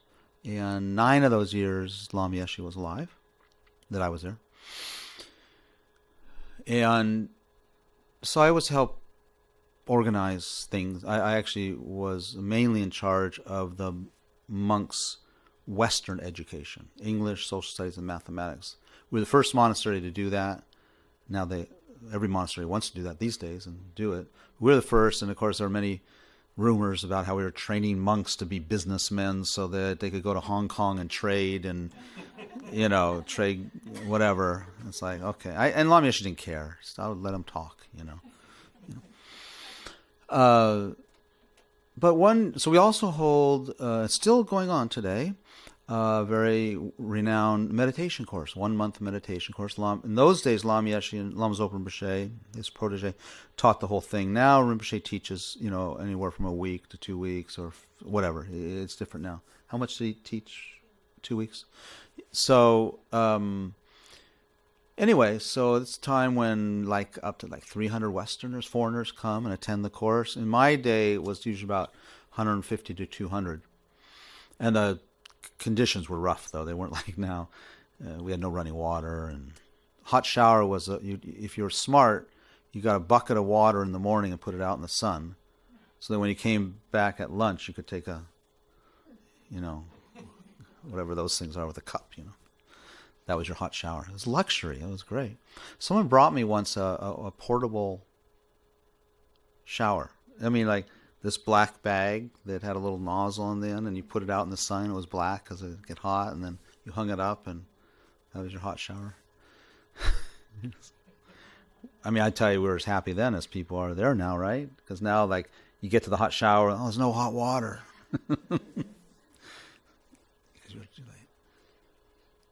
So one year, the course leaders, the leader is always a Western or monk or nun. And that year, this one nun was leading, was responsible for leading the course. Not teaching it, but leading it. And there was one woman in attendance who just essentially had like a psychotic break. And that's what she had. And so she was really flipping out, and she was just out of touch with reality. She started breaking the windows of the monastery and the temple and like that. I mean, it was really a difficult situation. And so I think I was going up to talk to Lama Yeshe about it one day. And I stood outside his room because I could hear the meditation course leader talking to this nun was an American nun. And they were having like this kind of argument. And I could hear her saying, but Lama, we're a monastery, And, I couldn't really hear what Lama was saying. And then she would say, but Lama, the whole thing that Lama Zopa's teaching and your teaching is about compassion. If we can't be compassionate to her, who can be? And Lama said, no, she has to go. I can hear, she has to go. And then she said, but there's a place where he says, no, take her to the hospital. And by the way, hospital in 1980 in Nepal, pretty scary, right? And she said, but I don't know what to. And he said, no, take her to the hospital. She has to be under the care of the hospital. And this woman and the nun's arguing. Finally, Lama just says quite loudly, forcefully, take her to the hospital. She needs a psychiatrist. And he said, Buddhism is for healthy people, dear. Buddhism is for healthy people, dear. Buddhist psychology, Buddhist practice. Buddhism means awakening. So these awakening practices aren't useful, effective for everybody. So you have to have a certain level. What did he mean? Buddhism is for healthy people. Obviously, we're all unhealthy, so he couldn't have meant that. You have to be enlightened or something. So it's a basic level of mental health that you need. And if you don't have that, then, you need to work with, I think, modern therapy and modern psychology and medication are much better than anything I've seen in Buddhist psychology. It's just, you can't do those practices. If you're unstable, meditation is a tough thing. It can be really dangerous for you to do. It's possible to do it under guidance, but really tough. And what I put in this category about mental health is working with addicts, people who are functioning alcoholics or addicts, they seem pretty unhealthy. It seems pretty hard for them to do spiritual practice, meditation, mind training. They have to get their minds healthier before they can do it. Because anyone has the potential, by the way. But if you're actively out of touch with conventional reality, it might not be helpful. So Lama Yeshe was a very revolutionary. He was a rebel. So to say this, though, obviously, 40 years later, I still remember. Okay? She needs a psychiatrist. Buddhism is for healthy people, dear. There was a study done. Any questions? Anyone online? I'm putting them all to sleep, too. They're not. I was determined to get them to. Didn't I ask more questions? Didn't I? I tried, didn't I? Someone said, Tim Webb said, good stuff. Hey, I don't know who Tim Webb is. Maybe I do, but hey, Tim, how about some question?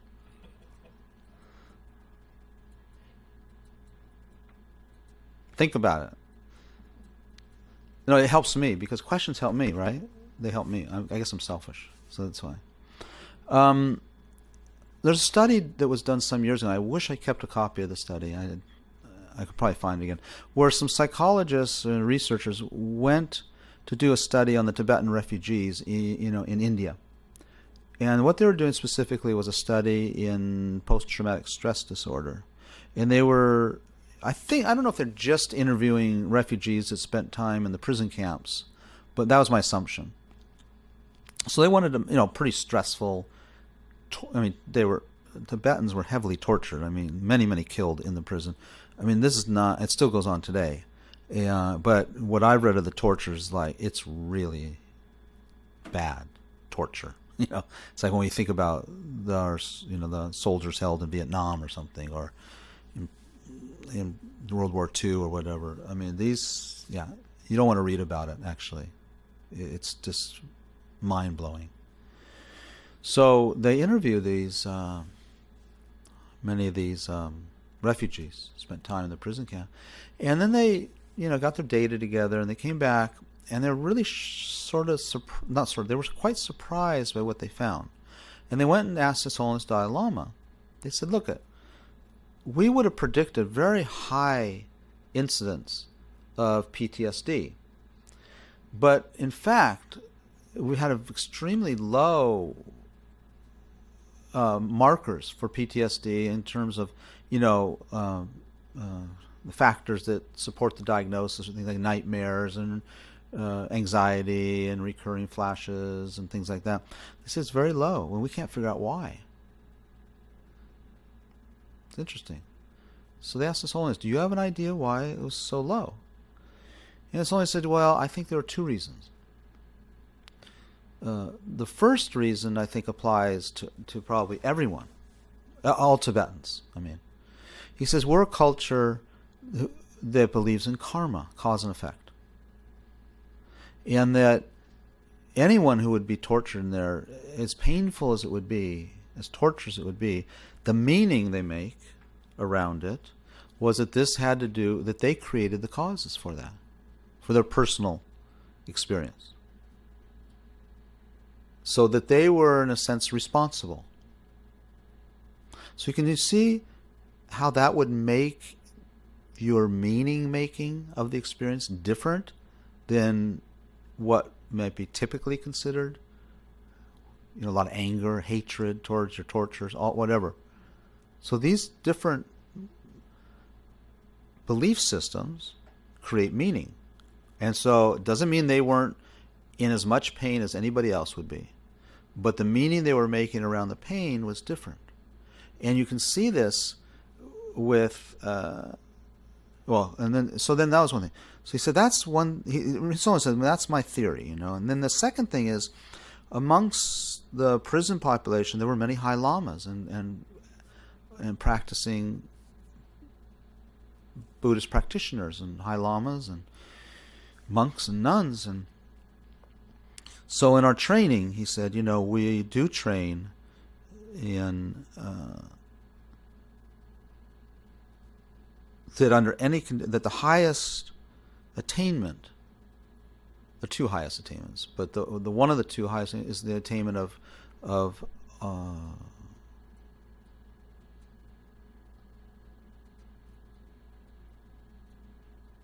we say maybe ultimate compassion. So ultimate compassion means compassion towards your enemies too, towards every living being equally. Enemies as well as friends and loved ones. Same. He says, so I think there were some lamas, even though they were tortured, they had the idea that, number one, they created this cause, but then there were some of these lamas generated great compassion for their torturers. We can talk about why someday, it's not this class, well, maybe it is, but, for the torturers. So he says, I think those two things would have an effect on the incidence of post-traumatic stress disorder. Two questions. One is from Anita Sands. She says, I get how psychosis can keep you from processing Buddhism or anything, but do you think depression can also keep you from understanding and training in Buddhism? Okay, so let me repeat the question. I can see how psychosis can get you from processing in Buddhism, do I think that depression could do the same thing? Can keep one from understanding and training in Buddhism? Yes. Yeah. Because there's levels of depression, as we know. There's some levels of depression that actually that you can become delusional. So my answer would be yes. What I would say, we'd have to look at how much the mind is controlled by the depression, right? Also, we'd have to look at how much of a Buddhist thinker the depressed person is. Okay, I'm gonna get, and so hopefully I can answer that in a second as well. Let's wait on that one. There's another question. Okay, let's wait on. I have to see one next. Hang on. So I had one client that a Buddhist, longtime Buddhist, and he experienced a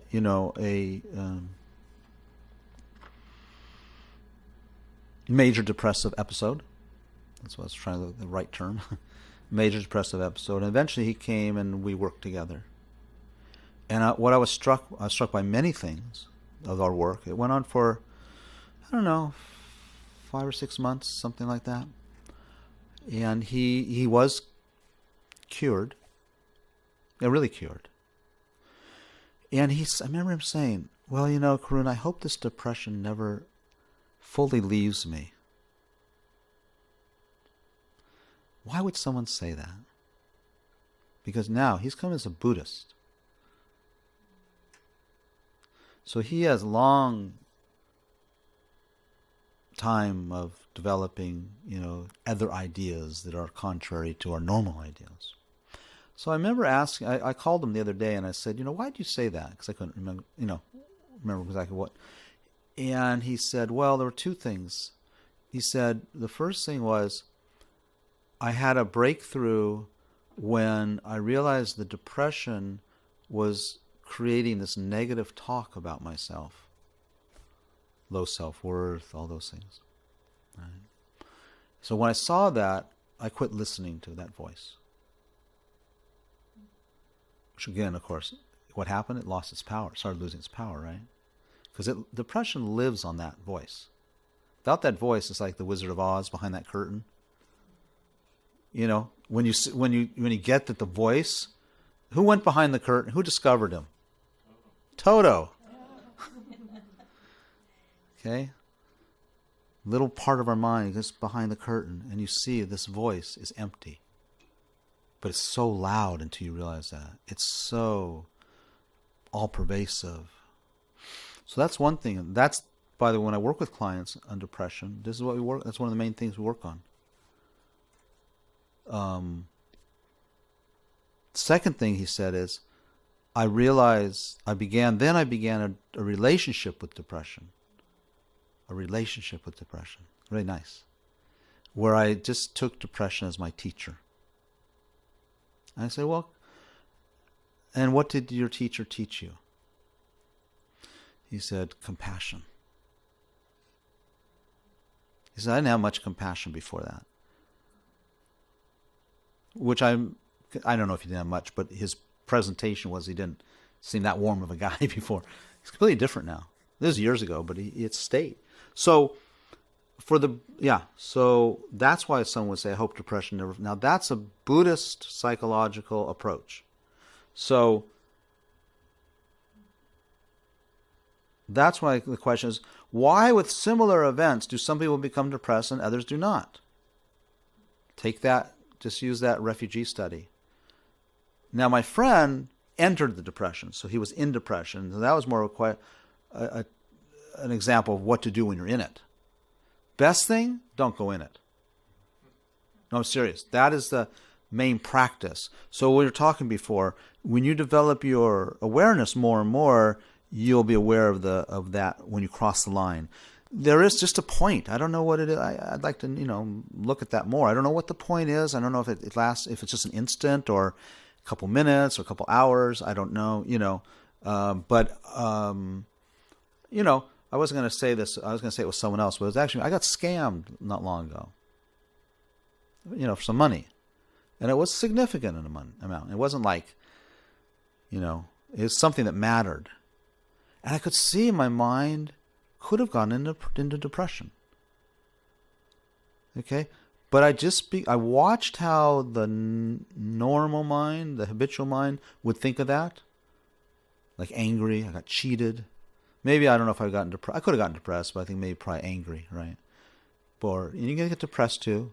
Because you start going, how was I so stupid? That thing. Low self-worth, right? I'm so stupid. That's the voice that my friend was talking about. So I caught that voice. It kept trying, by the way, because it's a habit. It tried like 3 or 4 times. And at first, I got to call the police. Kind of thing. I was really proud of myself because I didn't let it take over. So that's the one thing. So through awareness, probably because I was going to teach this class, I had to be good. I could see it. I could see it manifesting, right? And then, so that's why, and then, fortunately for me, having enough information, I had to practice it. I had some information to replace the normal information. Okay, that I think is more factual, not what we think is factual. Like you should call the police and get back to these and catch these guys and you. What's that line? Oh, you should be angry, right? That's a classic one. Hey, you got a right to be. I'd be angry if I were you. You got to. Don't tell people that, okay? It's not helpful. So I developed because I have some other beliefs. I believe in cause and effect. And I could see it. I believe that things don't exist the way they appear, so I could see that. I had a great time with it. Very, very fortunate. Not fortunate if you don't have those philosophies to work with, then it's not fortunate. We don't wish that on someone, right? But if you have that, then those are opportunities to develop as a spiritual person. Spiritual person meaning being more mentally healthy. Okay? What was the other question then? There are actually now 2 more questions. Okay. Let me just pull this up here. So Larry Grady asks, how do we determine the difference in our chemical imbalance causing a condition and simply our need to change our ways of thinking to help solve our mental problems? Okay, why don't you say it slower? No, it's okay, I got it, but I want to repeat it. Sure. How do we determine the difference? How do we determine the difference? In our chemical imbalance. In our chemical imbalance. Causing a condition. Causing a condition, in quotes. And simply our need to change our ways of thinking. And simply our need to change our ways of thinking to help solve our mental problems. So it's always the second one.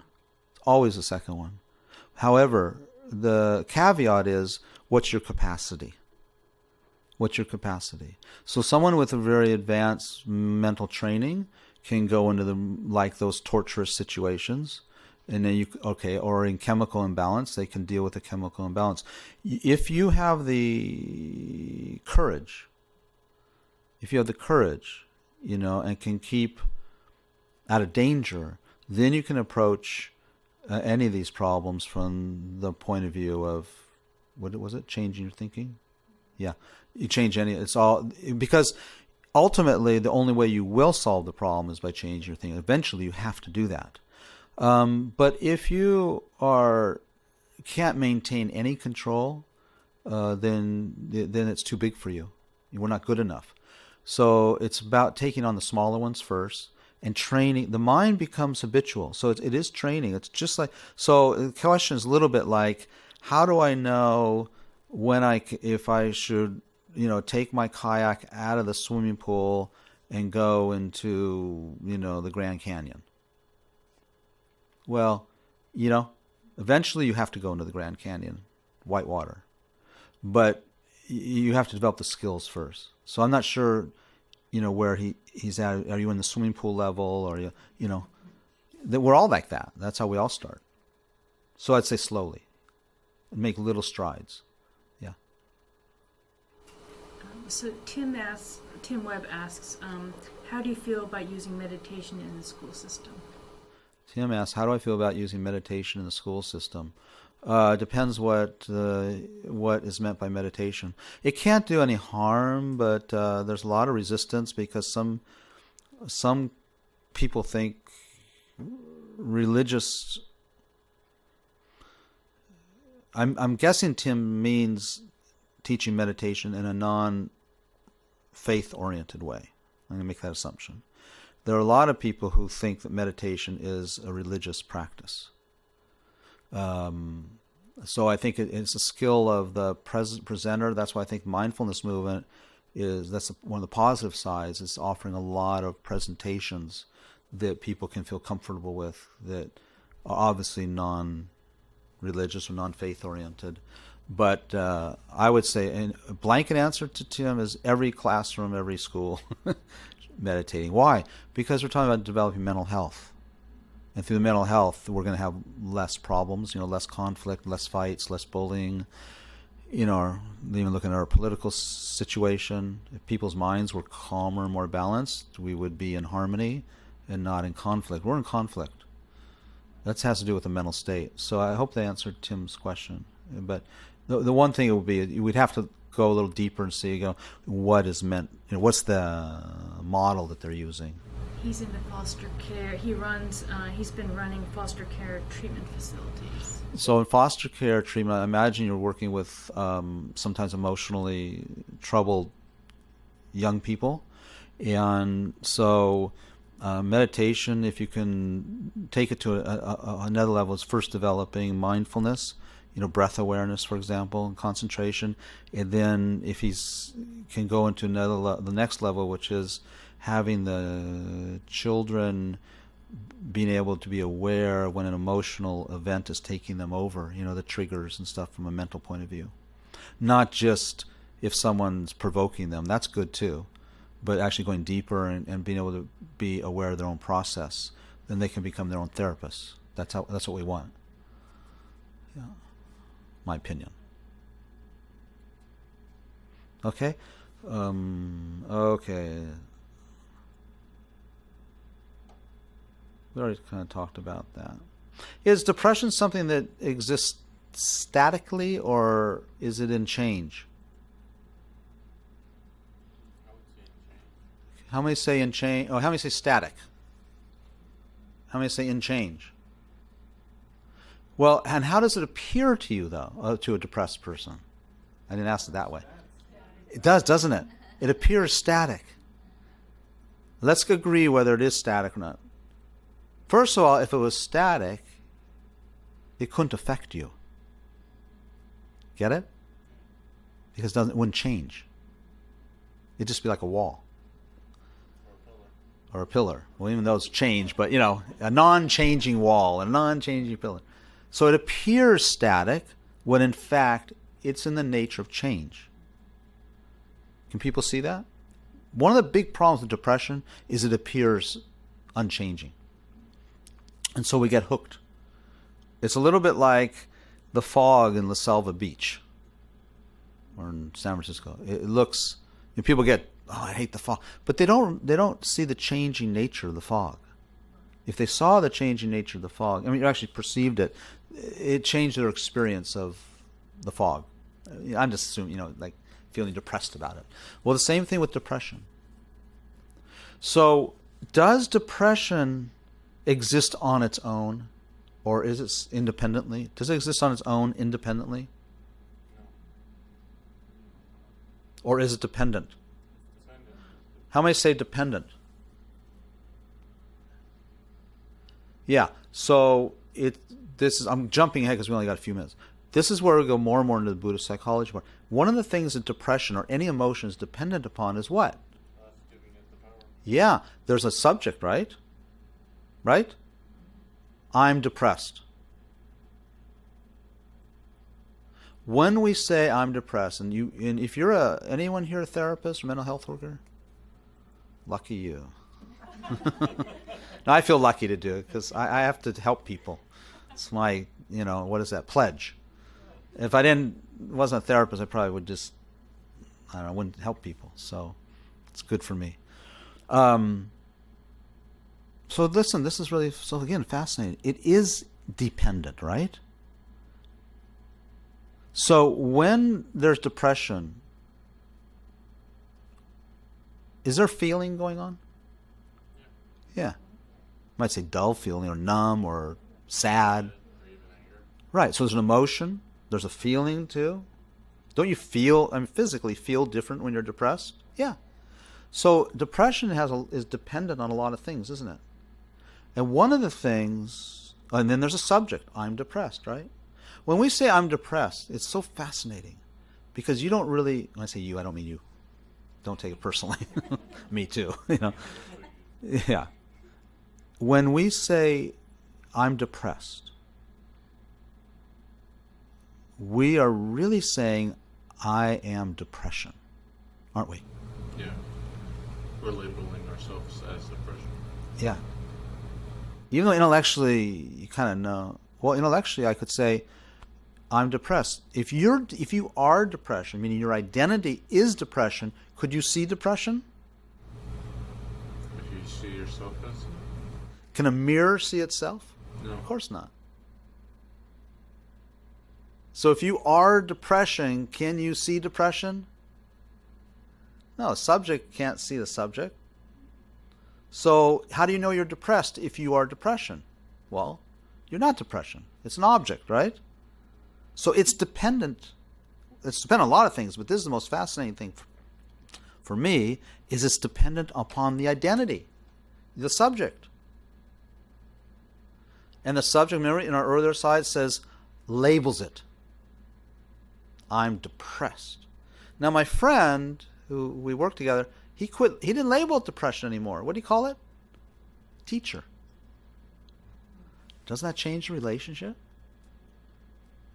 Now, the gentleman who asked about, chemical, one of the things that makes the determination whether you can work meditative in a meditation or a mind training way is how, I have this philosophy or theory that a problem is a problem to the degree that it's fused with your identity. What I mean by that is a problem is a problem to the degree which you have lost the objectivity. You think you are the depression. You think you are the anger. When you objectify it, you have much more power. That's what mind training does. That's exactly what mind training does. It gives you power. Right now we have no control, really. Depression comes on, I'm depressed, I'm not going to work today. I'm just going to stay in bed and eat potato chips. Because we give it the power to make us feel that way. Yeah. We give our power away. When you think about therapy, it's really just about becoming more powerful. Really, that's all it is. So I'm not even saying so what I would say is, as a Buddhist psychological approach, don't change the depression. Have courage. For once. Because if you try to do anything with the depression from other points of view, you're not going to get rid of it. Yes, it may go away for a while. Which is good if you don't have any power. But if you want to develop power and control, be with the depression. Change your relationship with depression. Because if you really see you're the subject, and that's the object, then how does it make you feel bad? Only because you're interacting with it in that way. Remember the 3 umpires. I see depression and I call it like it is. Well, when I see depression, I call it depression. No, depression isn't anything until I call it. That's the level we want to live on. We all have problems. It doesn't mean all of a sudden our problems are going to go away. They won't go away till we start doing this. Then they'll go away. I mean, there'll be new problems, but they become subtler and subtler and subtler, which means you become happier and happier and happier. You can watch like on TV or friends and stuff, how some people are like affected by the littlest things. Those are people that we are not objectifying. They're not training their mind. Then there's ones that can, like those lamas who were tortured. You know, they had a problem. You know, their problem for them affected them less than some people's problem with, you know, getting a dent on their car. Or someone, one of their friends, you know, hanging up on them on the phone. Or not being invited to a party. Can you imagine what that looks like to those Tibetan lamas who were hung by their fingers and had electrodes attached to their genitals, and or were starved, that they had to pick the worms out of the toilets to survive? So they weren't feeding them? And we complain that our latte is not hot enough? And that's a problem? I mean, the latte cannot be hot enough, but whether it's a problem or not, that's what we want to, you know, it's Just putting things into perspective that they really are. putting things into perspective that really are, and also taking charge of our happiness and knowing what is really happiness. So happiness changes from always having a hot latte. You know, I thought that the cars, I said this a long time ago, cars should have a little hot plate in there to keep your coffee warm. That's the thinking. Insulated heating mode. Yeah, maybe a little microwave. Why not? They make them this big. Why can't they make them this big? They may actually have technology. See, happiness is just that. It's just that. Then when we do that, that's how we make this world happy. Well, right? Anyone object to that approach? Until you spill it on you. Oh no! But then they have to make spill-proof cups or something. Okay, so that's all I got. We're out of time. Lot more slides. Really exciting. Really interesting. Oh, we barely got into it, but that's it.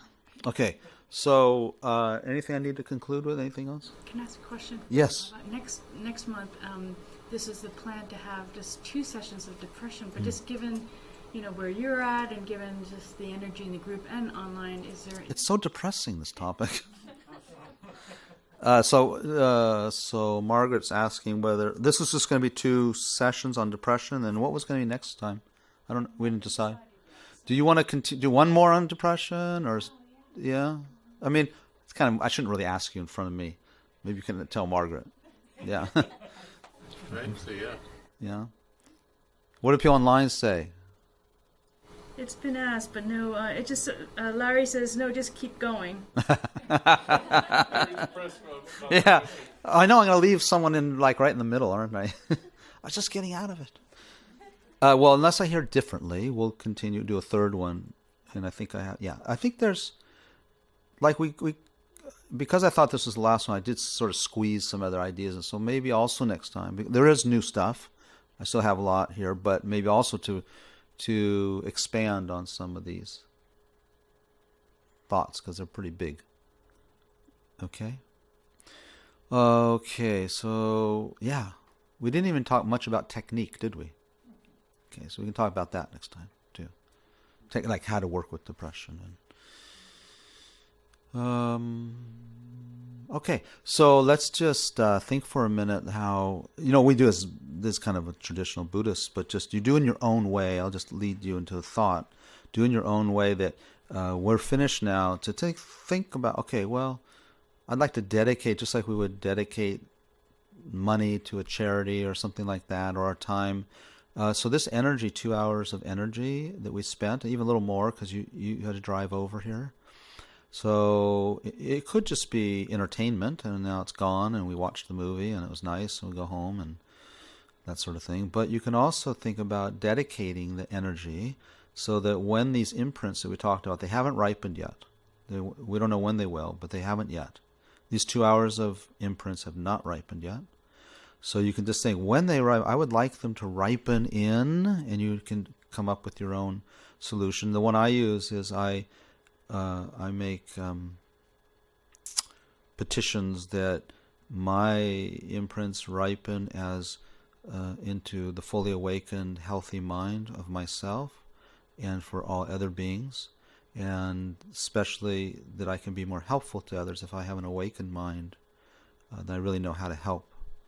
So both that their minds awaken, but then also that my mind awakens to full awakening. Okay, and that the whole world becomes peaceful, happy, even the animals, the insects, the fish, all the people in the political system who are fighting, arguing, angry, depressed. May they all experience the awakened mind, a balanced mental health, compassionate attitude.